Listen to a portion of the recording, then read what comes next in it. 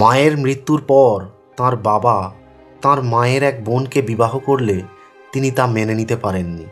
চরম ক্ষোভ ও ঘৃণায় কৈশোর অবস্থাতেই তিনি বাড়ি ছেড়ে চলে আসেন মাদ্রিদ শহরে। মাদ্রিদের San Fernando royal academy of fine আর্টসে অধ্যয়ন শুরু করেন গভীর চিত্রকলা এবং অতিশয় অর্থকষ্টে কাটাতে থাকেন সেখানকার ছাত্রাবাসে।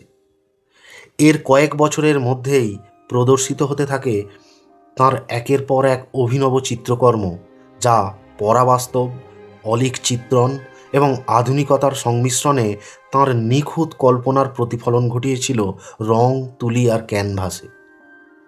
সমগ্র ইউরোপ জুড়ে তাঁর শিল্পের সমাদর ঘটতে শুরু করে। এরপর তিনি মাদ্রিদের আভান্ত-গার্দে গ্রুপে যুক্ত হয়েছিলেন, যেখানে পেপিন বেলো, লুই বুনুয়েল এবং প্রখ্যাত স্প্যানিশ কবি ফেডরিকো গার্সিয়া লোরকার মতো বিখ্যাত ব্যক্তিবর্গের সান্নিধ্যে আসেন। এদের মধ্যে কবি গার্সিয়া লোরকার সাথে তাঁর নিবিড় এক দীর্ঘ বন্ধুত্ব গড়ে ওঠে, যা শেষ হয়েছিল 1936 সালে স্পেনের গৃহযুদ্ধ শুরু হওয়ার সময় ন্যাশনালিস্ট ফোর্সের দ্বারা লোরকার হত্যার সাথে সাথে। বহুদিন আগে থেকেই তিনি স্পেনের বিখ্যাত প্র্যাদো মিউজিয়ামে যেতেন। লোরকার মৃত্যুর পর থেকে তিনি নিয়মিত প্র্যাদো মিউজিয়ামে যাতায়াত শুরু করেন। তাঁর মতে, incontestably the best museum of old paintings in the world. তিনি প্রতি রবিবার সকালে সেখানে গিয়ে জগদ্বিখ্যাত সব শিল্পীদের প্রাচীন চিত্রকর্ম ও ভাস্কর্য শিল্প দেখতেন। এরপর তিনি কিউবিজম পেন্টিং শুরু করেন, যা ছিল আভান্ত-গার্দে গ্রুপ দ্বারা উদ্ভাবন করা জ্যামিতিক পদ্ধতিতে অঙ্কনের এক বিশেষ চিত্রকলা।